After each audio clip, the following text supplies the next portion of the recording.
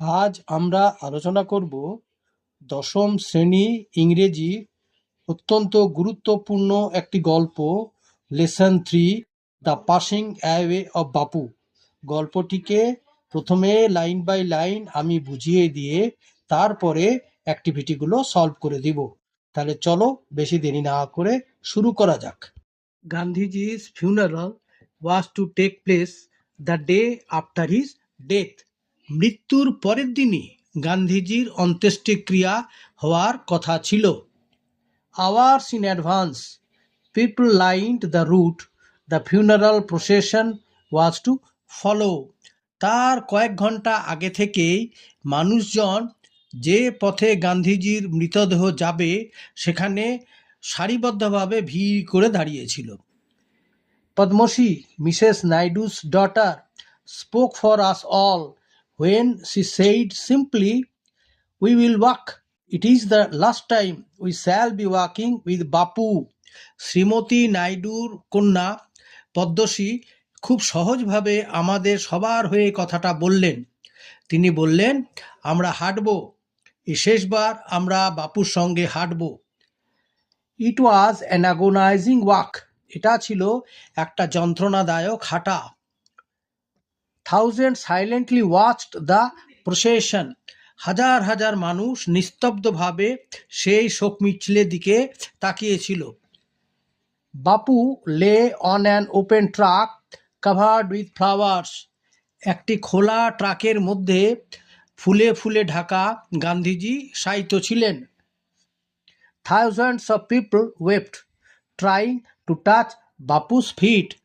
হাজার হাজার মানুষ কাঁদতে কাঁদতে বাপুর পদযুগল স্পর্শ করার চেষ্টা করছিলেন।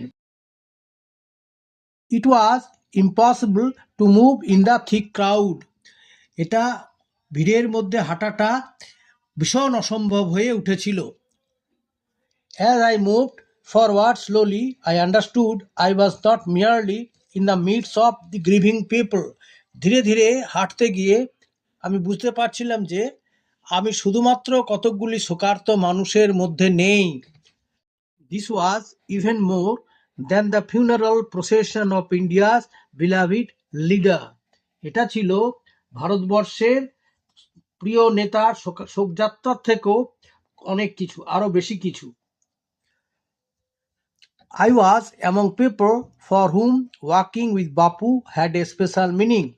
আমি ছিলাম তাদের মধ্যে যাদের কাছে বাপুর সাথে হাঁটাটা একটা আলাদা মাত্রা যোগ করত, বা যাদের কাছে বাপুর সাথে হাঁটাটার ছিল একটা বিশেষ অর্থ। We had walked with Bapu over the rough and smooth of India's recent history. সাম্প্রতিক ইতিহাসে, ভারতবর্ষের ইতিহাসে আমরা বাপুর সাথে অনেক বন্ধুর এবং মসৃণ পথে হেঁটেছি। We could not now accept the fact that the man who had led us over many difficult paths was never going to walk with us again. আমরা এই ঘটনাটি মেনে নিতে পারছি না। এখন এই ঘটনাটি মানে বাপুর মৃত্যুটা আমরা এখনো মেনে নিতে পারছি না, যে মানুষটি আমাদেরকে অনেক কঠিন পথে আমাদেরকে পরিচালিত করেছেন তিনি আর আমাদের সাথে কখনোই হাঁটবেন না। বাপু slight figure had walked staff in hand over a large part of India.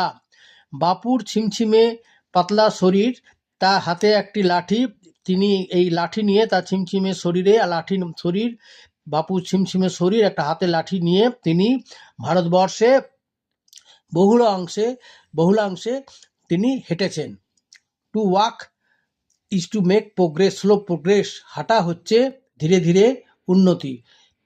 It is to think with clarity and closely look at all that is around you, from small insects to the horizon in the distance. হাঁটাটা মানে to walk is to make slow progress হলো। এবার ইট is to think, যখন হাঁটার সময় তুমি কি হয়, ইট is to think with clarity, মানে অত্যন্ত স্বচ্ছ দৃষ্টি সম্পন্ন হয়ে এবং ক্লোজলি অত্যন্ত ঘনিষ্ঠভাবে তোমার চারিপাশে যা কিছু আছে সেইগুলি দেখার সুযোগ তোমার ঘটে। সেগুলো কি কি না, from small insects to the horizon in the distance, মানে ছোট ছোট কীটপতঙ্গ থেকে ওই দূরে মানে দিগন্তকে পর্যন্ত তোমার এই হাঁটার সময় তুমি স্বচ্ছভাবে সেগুলো পরিষ্কারভাবে দেখতে পারো বা বুঝতে পারো। Moreover to walk was often the only way open to the average Indian, গড়পড়তা ভারতীয়দের কাছে হাঁটাই ছিল একমাত্র পথ বা উপায়। It required no vehicle except his own body and cost him nothing but his energy. এতে প্রয়োজন হতো না তার নিজের শরীর ছাড়া অন্য কোনো যানবাহনের, অথবা তার কোনো রকম ব্যয় করতে হতো না, কেবলমাত্র তার যেটা এনার্জি মানে শক্তি ছাড়া, তার এনার্জি তার নিজের শক্তি ছাড়া আর অন্য কোনো খরচ হতো না। Gandhiji took this necessity as he took much that was commonplace and transformed it into a joyful effort. Gandhiji এই যে প্রয়োজনীয়তা, নেসেসিটি মানে প্রয়োজনীয়তা বা উপযোগিতা, তিনি যেটাকে কমন প্লেস মানে সাধারণ বলে, যেটা আমাদের নিত্য নৈতিক ইউজুয়াল বা সচরাচর গতানুগতিক যেগুলো ঘটে থাকে সেইগুলোকে, হাঁটাটাকেও তিনি তাদের মতো একটা মেনে নিয়েছিলেন, ভেবে নিয়েছিলেন, এবং এটাকে transform it into a joyful effort, এবং এটাকে তিনি একটি আনন্দজনক প্রচেষ্টায় পরিণত করেছিলেন। আচ্ছা, এইবারে দেখো ওয়ার্ড নোটসে বলা হয়েছে আওয়ার্স ইন অ্যাডভান্স, মানে নির্দিষ্ট সময়ের অনেক আগে থেকেই। রুট মানে হচ্ছে গমন পথ, মানে যে রাস্তা দিয়ে কোনো কিছু যাবে বলে ঠিক করা থাকে আর কি। প্রসেশন মানে মিছিল। অ্যাগোনাইজিং মানে মানসিক যন্ত্রণাদায়ক। গ্রিভিং মানে শোকাহত। বিলাভিড মানে ভীষণ প্রিয়, ভেরি ডিয়ার। ক্ল্যারিটি মানে ভাবনার স্বচ্ছতা। হরাইজন মানে দিগন্ত। আর কমন প্লেস মানে গতানুগতিক। Choose the correct alternative to complete the following sentences. Number 1, গান্ধীজি's funeral was to take place। 4টি অপশন আছে, সঠিক উত্তরটি আমি করে দিয়েছি। শীতে 1 day after his death, তার মৃত্যুর একদিন পরে। নাম্বার 2 আছে পদ্মশ্রী ওয়াজ মিসেস নাইডুস, এখানেও 4টা অপশন আছে, সঠিকটি হলো ডটার, কন্যা, এটাও আমি করে দিয়েছি। 3 নম্বরে হলো while walking Bapu used to carry in his hand a or an, এটাও এখানেও 4টি অপশনের মধ্যে সঠিক অপশনটি হলো স্টাফ, মানে ভর দিয়ে হাঁটবার লাঠি। আর number 4 Bapu lay on an open, এখানেও 4টি অপশনের মধ্যে সঠিকটি হলো truck. Number 5 people tried to touch Bapu's, এখানে সঠিক উত্তরটি হলো feet. Number 6 Bapu's figure was, এখানে উত্তর হলো number C slight. Complete the following sentences with information from the text. Number 1 বলা হয়েছে thousands of people wept trying, এবারে শূন্যস্থানটা কি যেখানে আছে সেখানে আমি পূরণ করলাম, না কি না to touch Bapu's feet, trying to touch Bapu's feet. Number 2 the author was among people for whom walking, শূন্যস্থানটায় কি করলাম, walking with Bapu had a special meaning, মানে বাপুর সাথে হাঁটাটার একটা আলাদা অর্থ বহন করতে বা অর্থ ছিল। টু ওয়াক ইজ টু, এখানে শূন্যস্থানে হলো মেক স্লো প্রোগ্রেস।